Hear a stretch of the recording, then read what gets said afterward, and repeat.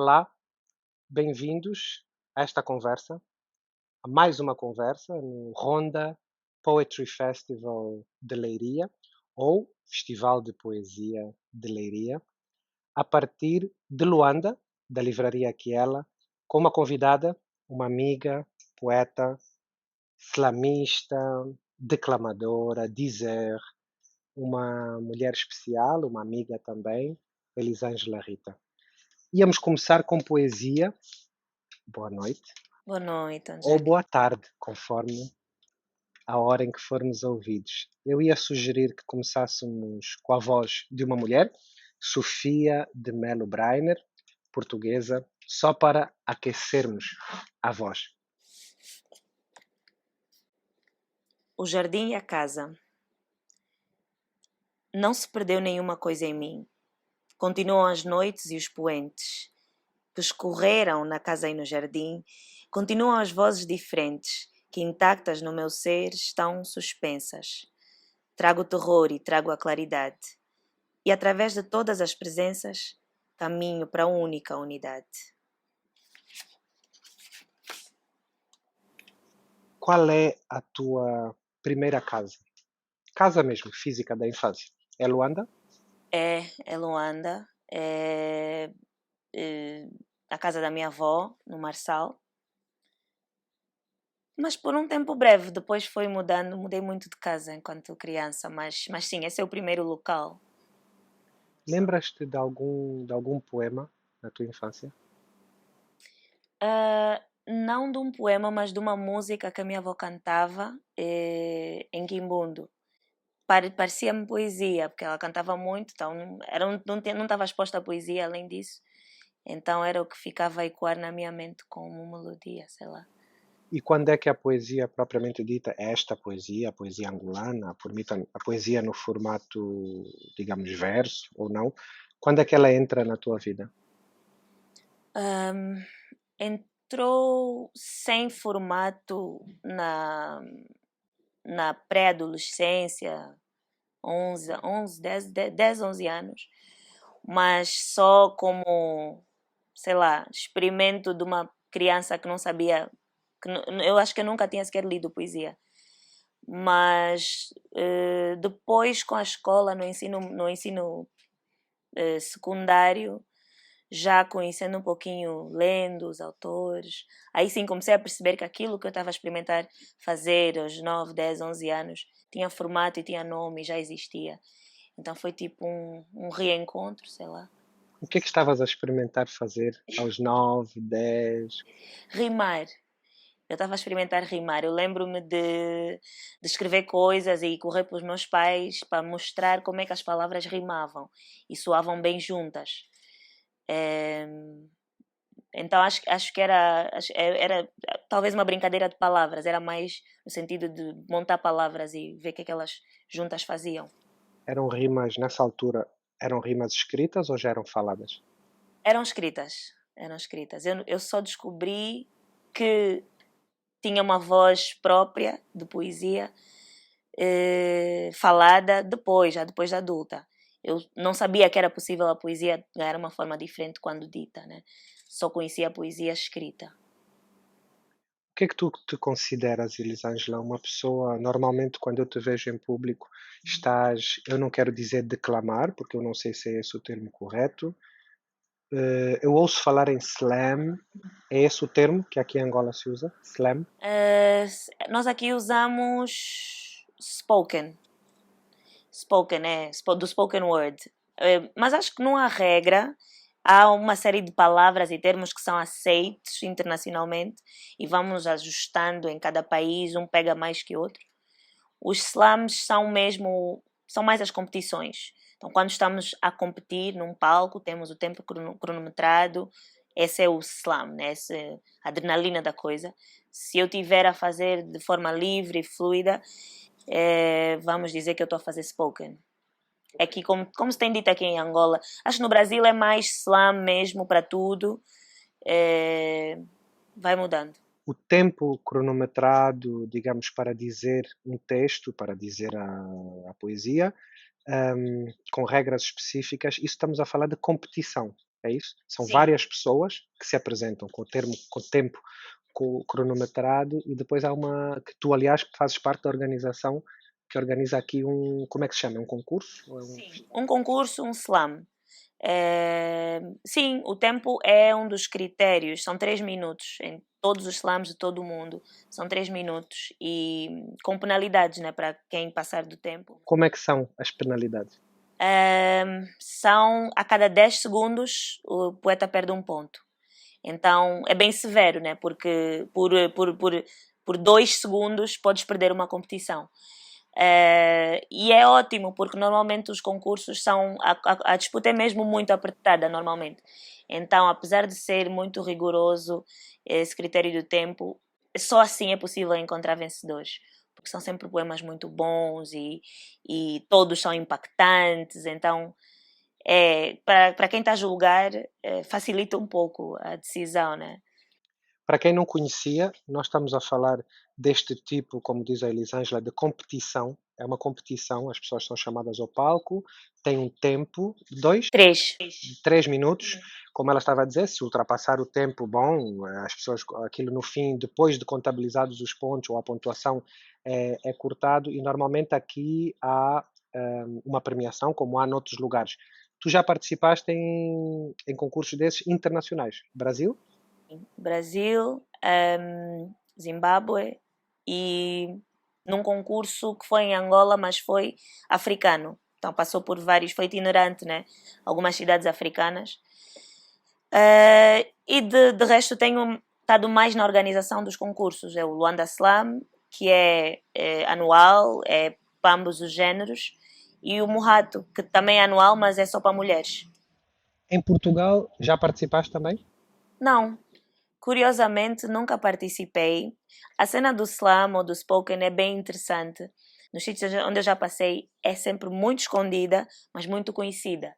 Então, pouco se encontra na internet, mas muito, quando se encontra, encontra-se um mundo. E aconteceu isso em Portugal e em alguns outros países que eu tive, em que tens de procurar muito e depois quando encontras toda uma comunidade, encontras concursos, open mics, eventos, um monte de coisa. Existe uma comunidade grande em Portugal? Existe uma comunidade, sim. Sei que já tiveram mais ativos, e vão, com o passar do tempo, vão estando mais ou menos ativos, mas tem o Lisboa Spoken, Festival de Spoken de Lisboa, acho que é isso. Conheço alguns dos organizadores. Tem o Portugal Slam. Então, sim, eu acho que há um pouco de spoken word no mundo todo. Ou pelo menos nas grandes cidades de todo o mundo, mesmo aqui em África, há bastante spoken a ser feito. Aqui, bom, vamos falar agora da nossa realidade, do continente africano. Os jovens fazem spoken. Conheces gente mais velha que faz spoken? Conheço. Há um senhor que ia muito ao Espaço Bahia, onde nós fazíamos os open mics, né? Os open mics são, diferente do slam, não são competições, são eventos completamente sem compromisso, em que o poeta vai e não tem tempo, não tem que cumprir nenhum critério e diz o seu poema livremente. Pode ser poesia tradicional, pode ser spoken word, tanto faz. Mas há um senhor muito curioso aqui em Luanda, esquece-me agora o nome dele, mas ele sim um senhor mais velho que faz spoken word. E também já estive numa competição no Brasil, na FLUP, que uma das concorrentes estava acho que na casa dos 50. Isso foi o mais diferente que já vi. Mas normalmente aqui em Luanda a média de idades é 20, 22, essa é a média. De quem ou como é que surge a ideia de fazer esse spoken, esse evento só com mulheres? Da necessidade de ver mais mulheres na competição geral. Fazíamos as competições, eram os eventos de microfone aberto e tínhamos um número muito parecido de homens e mulheres a participar. Mas quando chegávamos ao concurso, eram 8 homens para uma mulher a participar. E fizemos 2 anos seguidos. Mesmo convidando uma a uma, as colegas poetisas, vêm participar, vêm concorrer, não sentimos retorno. Decidimos fazer uma competição só para mulheres, para ser como uma pré-seleção para o concurso anual que é o Luanda Slam. Depois a competição ganhou a sua própria dimensão, então deixou de ser uma pré-seleção para o Luanda Slam, passou a ser uma um concurso por si, desde 2017. Desde 2017 que estamos a fazer, e agora em 2020 até já foi mais amplo, já foi uma sessão de mentoria, ficamos 2 semanas, foram 2 semanas com aulas e mentorias e ensaios que depois culminaram no concurso. Eu assisti a pelo menos dois, mas eram mistos, não é? Era Sim. o de dezembro. E era muito forte. O discurso é muito forte, nota-se uma tendência, há alguma divisão. Há pessoas que vão mais para a questão política, social. Naquele em que eu estava, eu senti que havia ali um concorrente, acho que era um concorrente, que ia também para uma questão religiosa, o que eu achei interessante. Não achei apelativo para mim enquanto júri, mas compreendo, não é? Um, e vi as meninas, sobretudo duas meninas, era a Sankofa e mais uma, com muita garra, não é? Até com alguma agressividade. Faz parte. Faz parte. Tanto faz parte que quando eu comecei, eu não me identifiquei logo com o spoken porque eu não tinha essa agressividade. Então, dos vídeos que eu vi, das pessoas que eu admiro e sigo, não encontrei esse elemento em mim. Só depois percebi que também é spoken se não tiver esse elemento dessa agressividade. Mas também é se tiver. Então, o que muitas vezes se vê é o mesmo poeta apresentar várias formas de fazer spoken. Aliás, é assim que eu gosto mais. Eu gosto de encontrar um poeta que, numa competição, apresentou um texto muito reivindicativo e com alguma agressividade, aquela energia mais para cima, e conseguir noutra apresentar um texto com a energia completamente diferente, mas tão intenso quanto. Né? Eu acho que é bom ter essa diversidade e tudo cabe no spoken.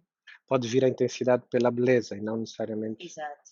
agressividade ou... Sim, a mensagem em si pode trazer.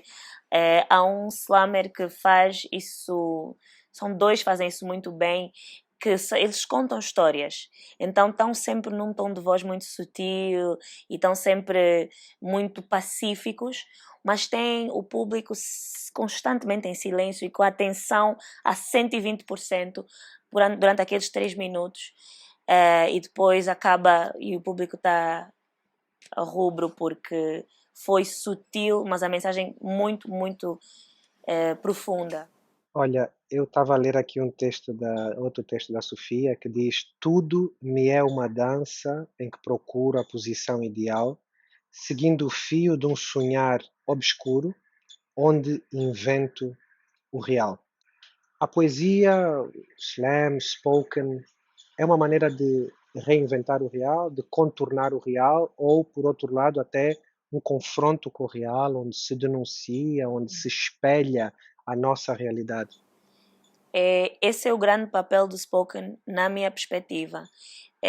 Por ter a liberdade de sair dos moldes da poesia tradicional, permite um espelho diferente, não sei se melhor ou mais específico ou menos, mas um espelho diferente da realidade. Acho que é muito difícil fazer poesia em formato de spoken word irreal. Não necessariamente ficção, não só ficção, mas não é possível falar de realidades que nunca se viram, nunca se ouviram falar. Tem sempre que ter um ponto de realidade. Há uma ligação sempre com a realidade, há uma reivindicação, há um retrato que é feito naquele exato momento. Então, pode-se viajar mais no formato, portanto, sem seguir certas regras e métricas, mas a mensagem normalmente está bem conectada à realidade. Que eu acho que na poesia tradicional já é mais o inverso, que estás mais balizado pelas regras, mas consegues viajar muito mais pelo imaginário. Pelo menos para competir, um poema de spoken que é muito no imaginário, não chega ao público, não chega tanto ao público. Pode até ser muito bom, mas não ganha uma competição.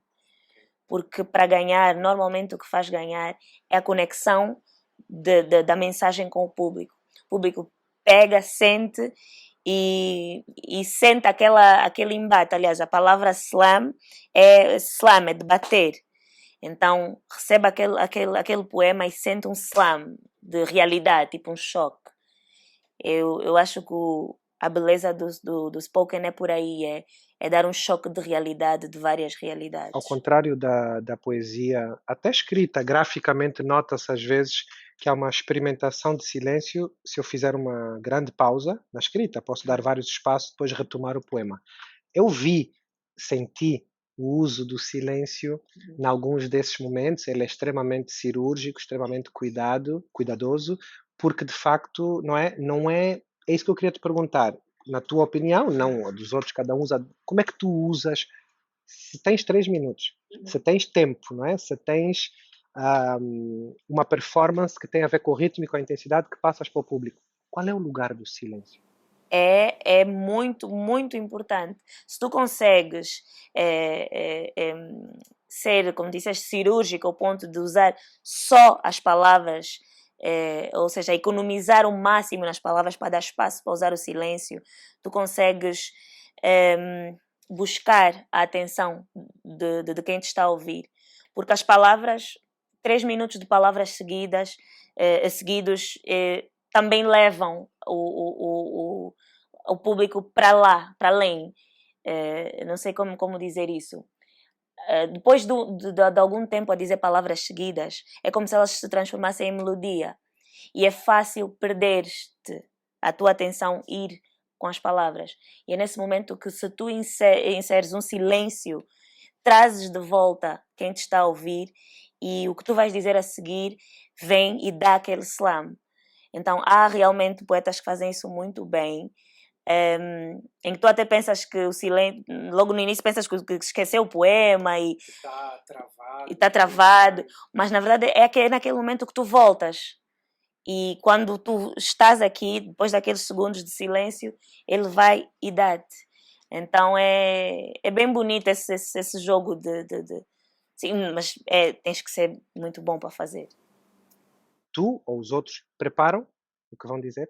É preparado, ou há um pequeno lugar de improviso? Não, há lugar de improviso, sim. Há lugar de improviso, mas isso é tipo já Champions League do spoken. Se for o mais fácil é preparar tudo. É preparar o silêncio, é preparar brincadeiras de voz, é preparar palmas, interação com o público, tudo. Há uma preparação da performance quase como uma peça de teatro. Exatamente. Né? Há marcações. Exatamente. É assim que a maior parte faz, por causa do tempo, porque é previsível. Então, se tu consegues, tentas controlar o máximo de variáveis que puderes, né? Porque tens outras coisas que podem acontecer, como teres uma branca ou sei lá, alguma coisa correr mal com a performance, então tentas controlar o que puderes. Há pessoas que fazem improviso, nunca vi alguém que faz improviso ganhar, ou chegar a um top 3, mas pode ser que eu nunca vi ainda, pode acontecer.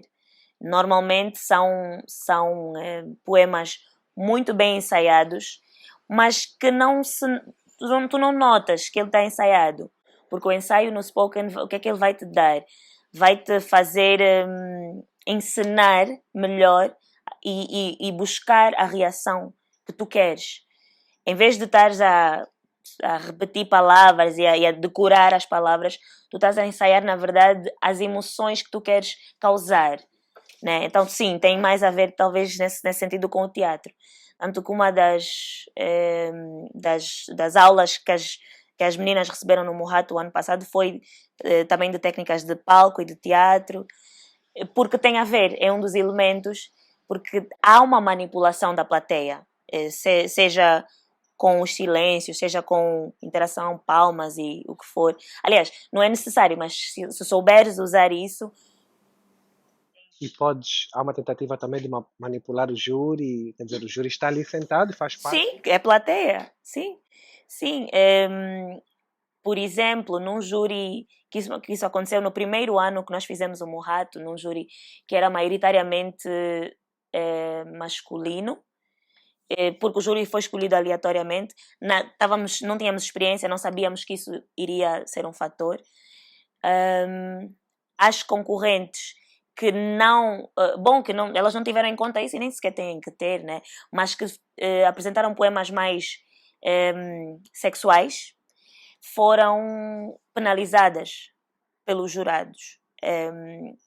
Então, vamos dizer, nos anos seguintes, elas já perceberam que se tiverem um júri composto de mais homens que mulheres, que elas têm que usar isso de alguma forma a seu benefício. Não é uma regra imposta pela organização, mas eu noto algum jogo por parte das concorrentes, que é um bocadinho uma metáfora da nossa vida como mulheres, né?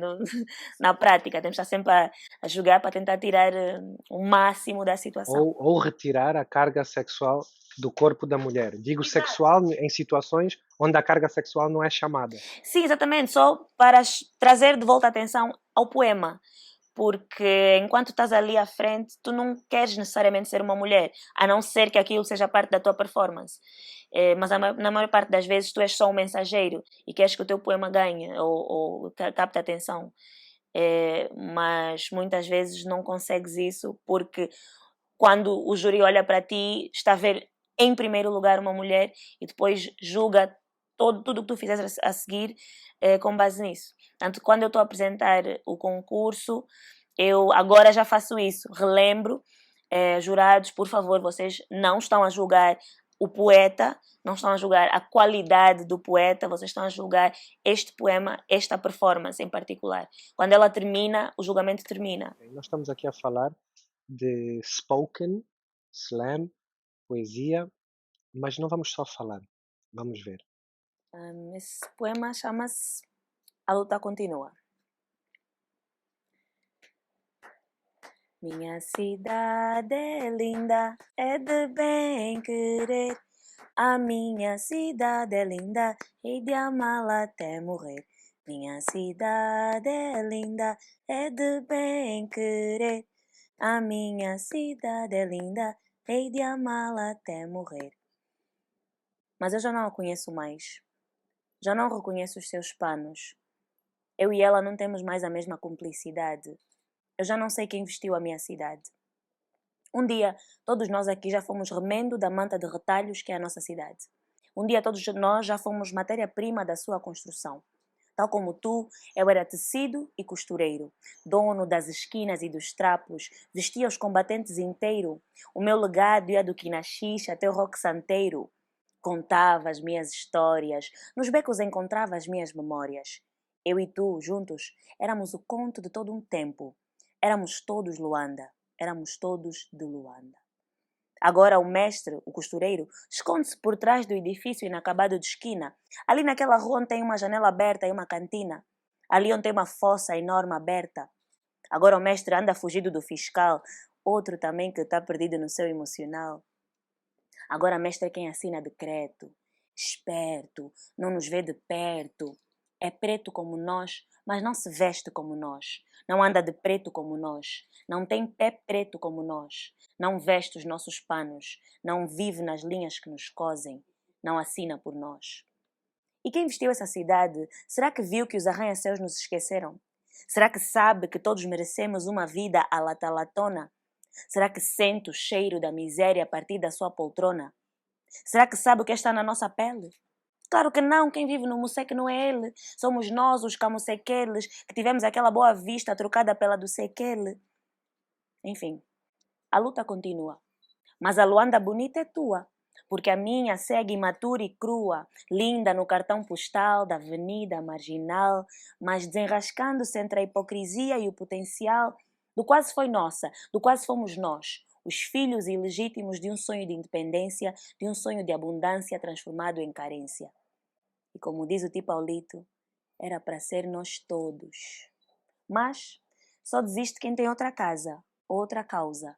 Eu cá só tenho Luanda nua, por isso a luta continua.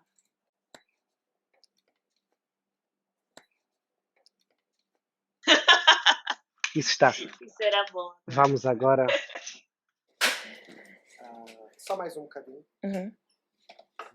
eu queria fazer um pequeno jogo, que eu digo-te uma palavra e tu dizes as primeiras coisas que, se quiseres, e podes dizer passo, não, não quero, etc. Pode ser, boa. Estás preparada? Nunca. Mas avançamos assim mesmo. Silêncio.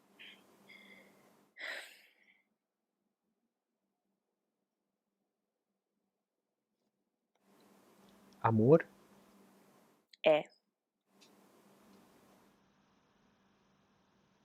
Sol. Sou eu. Azul. Transformei-me. Mar.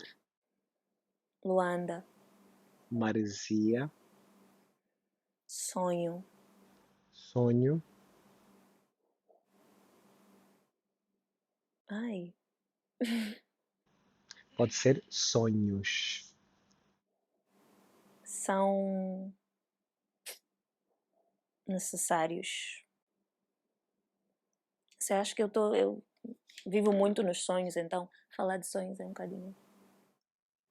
Como é que é uma mulher da tua idade em Angola, em Luanda, neste momento, que vive sempre com sonhos? Como é que é o confronto entre essa vivência de sonhos e a realidade que te circunda? Ah, não é fácil. Mas tornou-se mais fácil quando eu percebi que existia esse conflito. E então passei a canalizar, seja na escrita, seja no palco. O palco ajuda-me muito, porque naquele momento eu me permito ir e não tenho que ser mais nada.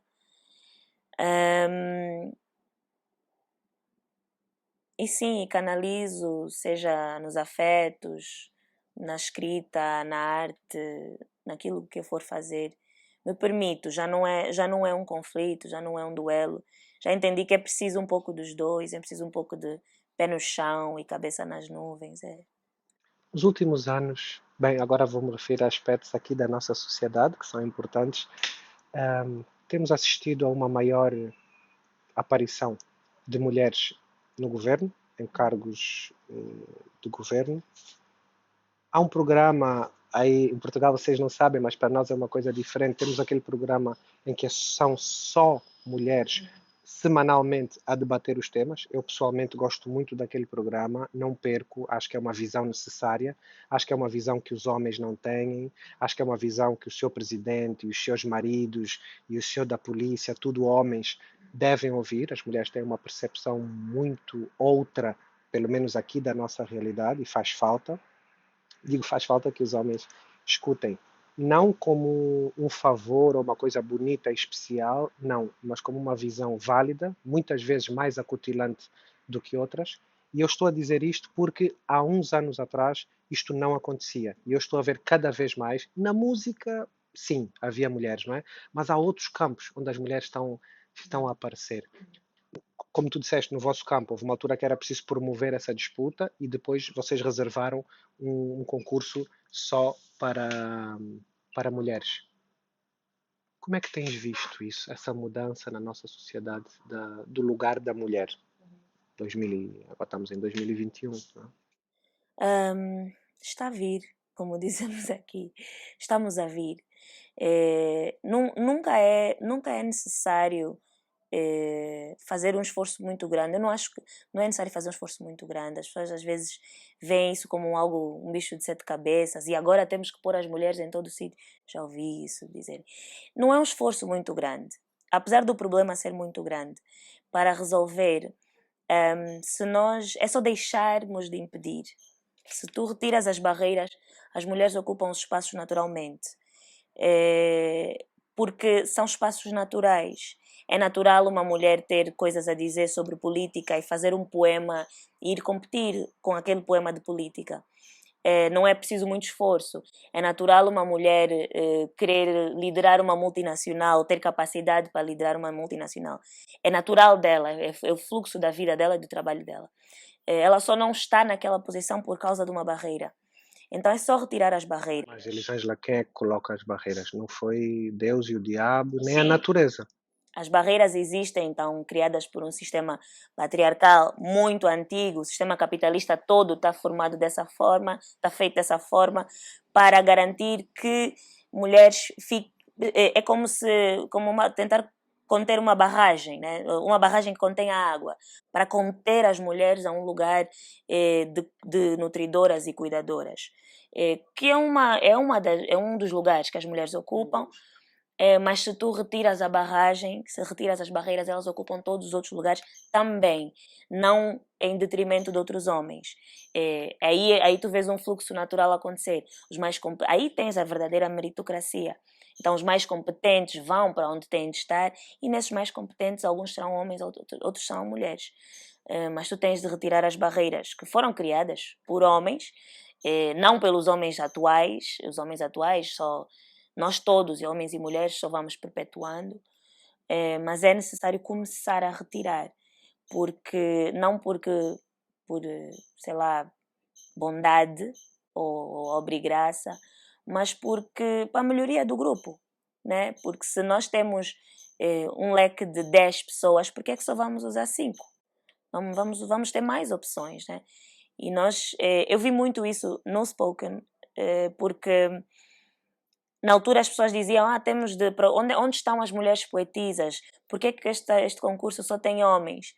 Eu conhecia as mulheres, elas tinham nome e endereço, estavam identificadas. Só não estavam na competição. As competições eram à noite, Luanda não tem transportes públicos, as competições eram talvez em ambientes pouco chamativos, em bares, em sítios que não eram apelativos, por causa de algumas normas sociais e dificuldades de locomoção na cidade.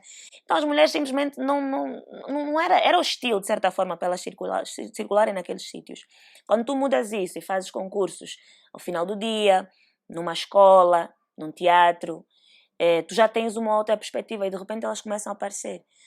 Tu não tens que criar poetisas, só tens que retirar as barreiras, fazer o anúncio e elas começam a surgir. É um pouco assim como é o programa Política no Feminino também. Tens que criar um caminho e depois elas começam a vir. E de certeza que há muitas outras mulheres capazes de estar nesse programa, né? Como é que tu vês Angola nos próximos anos? No geral, não só para as mulheres, não só para Spoken. Um progresso bem gradual. Acho que como em termos de cidadania estamos a progredir, em termos de circulação, acesso à informação, um pouco, muito graças às redes sociais e ao acesso à internet, estamos a progredir. E isso melhora a nossa atividade cívica, isso melhora, por consequência, a nossa capacidade de cobrar melhorias. E então vamos melhorar como sociedade, eu acredito, só que talvez não rápido quanto eu gostaria. Mas pronto, isso talvez digo eu e diz todo mundo das suas próprias sociedades, né? Gostaria que fosse mais rápido, mas acho que é mesmo a tatear, né? Tu achas que podemos deixar para a Leiria uma ideia de organizarmos para o ano, durante o Festival de Poesia, uma competição de Spoken Angola, Portugal, Brasil, Timor? Sim. Já começam a haver movimentos, agora por causa da pandemia, aconteceram tantos slams internacionais, mais simples que a Copa Internacional de Spoken Word. E então já vimos que é possível, já houve 2 festivais, slams lusófonos, mas só com algumas cidades e com poucos concorrentes. Talvez agora, sim, acho que podia ser uma boa, e até fazer presencial mesmo. Pode ser. Fica a ideia para o ano que vem. Eventualmente podemos deslocar-nos aí.